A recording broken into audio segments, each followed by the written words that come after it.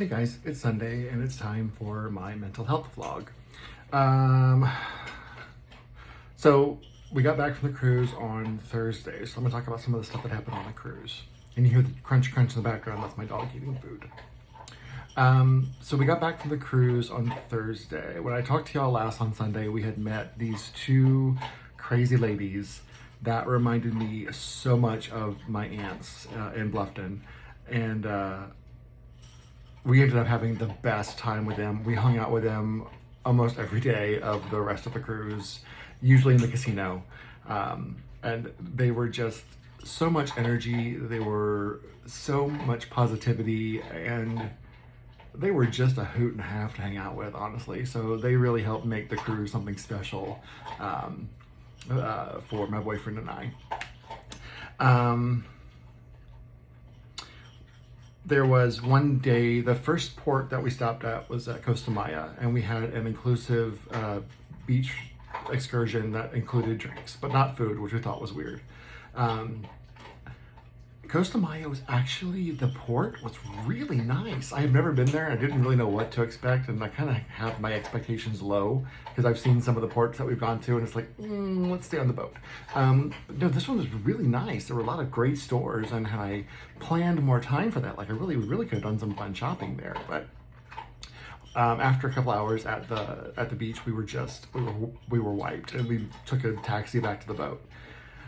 However, the sunscreen that I bought, one, wasn't great, two, wasn't strong enough.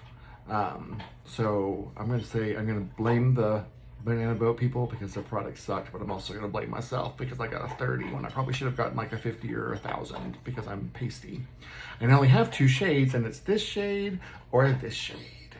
Right now I'm kind of drifting back from this to this. So I got so sunburned that night that I was miserable. So the next day we were supposed to go to Cozumel. I didn't sleep at all. I was sunburnt. I was sweating. I was the sheets were uncomfortable. Like everything was uncomfortable, and my leg was hurting. It's like double, triple whammy. I couldn't sleep at all after Costa Maya. And when we did dock in Cozumel, which I was awake for us to dock because I just couldn't sleep, I finally crashed right about the time the sun was coming up. And then my boyfriend's like, okay, it's time for us to get off the boat and go to our other excursion, the other beach excursion we have. And I felt miserable because I hadn't slept at all, and I hurt, and I didn't really want to be in the sun anymore. But I wanted him to go. I wanted him to have a good time. And he told me 1,000,001 times to stop saying I'm sorry, but I really felt like I let him down. I really felt like I had ruined part of his cruise. And I know that I don't make people feel certain things. My actions don't make people do other things, but excuse you. But I really continued to feel badly that I had messed up a day for him at sea. So he got off the boat about 9:30, 10 o'clock, and went to the excursion. A couple hours later, about noon, I was starting to feel somewhat human. So I text him. I'm like, I'm gonna get some food here on the boat. He's like, well, I'm actually leaving the beach. So I'm like, well, why don't I just meet you at the port? And I made sure I wore like shoes, not flip-flops, and I put sunscreen on my legs, and I covered everything I could cover, put a hat on, because my solar panel back here can only absorb so much sun. And I met him at port, and I still felt horrible. Not physically, physically wasn't great, but I just felt like I'd ruined this day for him, and I was beating myself up over it, which I know I shouldn't do, but I was having a really hard time letting go of that. But he reminded me that he didn't have to go to the beach. He could have stayed with me. And I don't know. I beat myself up a lot over things. And where I've said this before, it's so easy for me to extend grace to other people and forgiveness to other people, but not myself. So I guess I continue to work on that. However, I will say, one of the, I don't remember which day it was, but he went, took a nap, or went, or I hadn't gotten on the boat yet or something. I was alone on the boat for a substantial amount of time because I didn't really want to do whatever he was doing. And normally I feel like that would have been very triggering for me, especially because I did see some people on the boat that were, you know, obviously family means gay, that were obviously gay and whatever, and but it's not something that I ever really thought about until I thought about the fact that, hey, I haven't been triggered on this alone time on the boat, or I haven't felt the need to act out, or I haven't felt the desire to wander or to do anything. I'm like, that's great because my addict wasn't acting up, and it was nice that my addict decided to just shut the fuck up and let me have a good cruise with my boyfriend, and not make me feel triggered like I did on the last cruise. Yeah, it was just, for me, that was like a really good, you know, gold star moment for me, that I went the entire cruise without being triggered or even really thinking about acting out at all. So I was very proud of myself. I was going to go to one of the Friends of meetings, but it's an AA meeting, and I know that my sex addiction doesn't really align with the alcohol addiction, Alcohol Anonymous, but the 12 step is the same. And I did go to one of those meetings on my last cruise, but I decided not to on this cruise just because I felt like I could connect with my friends if I needed to, and I just didn't feel, I didn't think about it that much, which I guess in the grand scheme of things is great. So again, I'm taking that gold star and running with it. Where's my free pizza? Oh my God, so much pizza.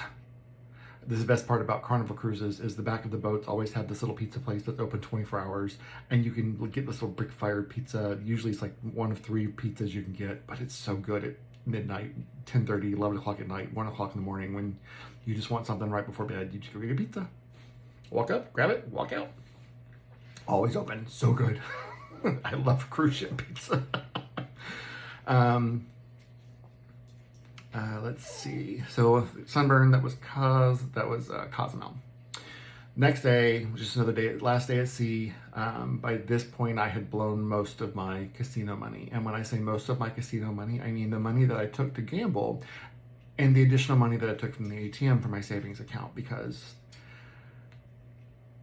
Jordan does not do well with a daily limit at the casino.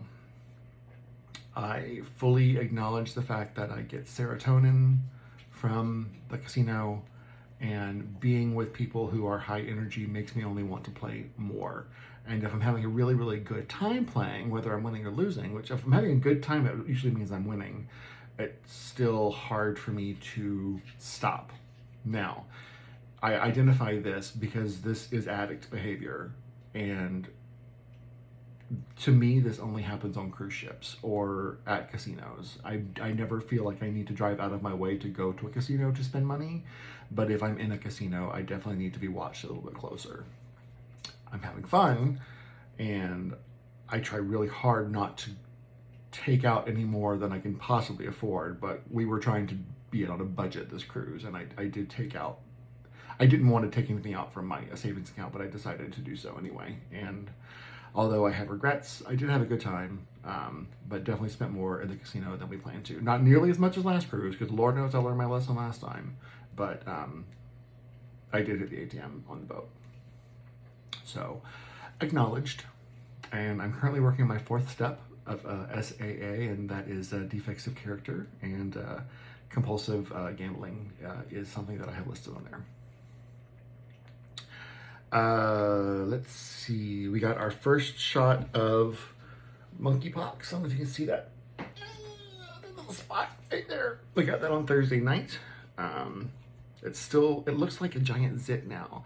And anyone that knows me knows I love popping those. I love watching Dr. Pimple Popper and those gross things. So I'm really fighting the urge to squeeze this and see what comes out of it, because I know that will hurt. Because it hurts. It hurt when they stuck me. It hurts when they put that little bubble of gel underneath my skin. And they said it could be like this for 3 weeks or more. And in 4 weeks, I got to go back and get stuck again for my second dose. Woo! So lucky that we live in a world where vaccines are readily available and people are intelligent enough to take advantage of them when they are readily available. Sister. But yeah, so I'm just, first world problems. My vaccine itches. I'm not going to die. The last thing I want to talk about. Hi. Yes, I know you ate your dinner. You're such a good girl. Yes, you are. You're such a good girl. Yes, you are. You want to say hi to people? Okay, hold on. Oh, say hi. Say hi. Oh, yes, you're such a kissy monster. Okay. I don't like seeing people that I love be hurt by other people, by friends, by family, by strangers. I don't care. I don't like seeing people that I love being hurt. I also feel I may have a little bit of a savior complex where I feel that I have the right to insert my opinion or speak up for someone who may not be ready to speak up for themselves. That being said, there was a very long-standing issue that I won't go into great detail about involving my boyfriend and his family that I've heard about continuously since I've been with my boyfriend. And with his birthday coming up, he felt like he had been forced to make a decision he didn't want to make. And I got frustrated and I let the other people in the family know exactly what my boyfriend wanted and was not ready to vocalize. Where I'm not unhappy that a conversation has been started, it was not my place to force that family to deal with what they've been sweeping under the rug for years. And in retrospect, it's something that I can't take back, but I definitely feel like I need to consider ramifications more before I decide to insert my 2 cents, especially in a situation where it may not be warranted. But, and this is not an excuse, but I just hate seeing people that I love hurt, treated badly, mistreated, not heard. But my mouth doesn't need to be the solution, or in this case, my fingers don't need to be the solution. So, lesson learned, I hope. I feel like I've learned this lesson before. Maybe this time it'll stick. Fingers crossed. Bless you. Anyway, I'm gonna go have some dinner. That's my vlog this week. Can't wait for my next cruise. I'm already ready to go. Work blew up while I was gone, so that was fun to deal with on Thursday and Friday. But my boyfriend's work blew up for him too, so we both came back to fires. But what can you do? Check on your friends, make sure they're doing okay. Check on your loved ones. Communicate with your loved ones. Don't be afraid to start a conversation that may be uncomfortable when there's something that really needs to be addressed. Don't wait for someone else who has no say in the issue do it for you. And check on yourself. Make sure you're not putting your nose into somebody else's business. And do your self-inventory. How are you doing? You need some self-care? Make some time for some self-care. Take a cruise. I highly recommend it. All right, guys. I love you very much, and I will see you all next week.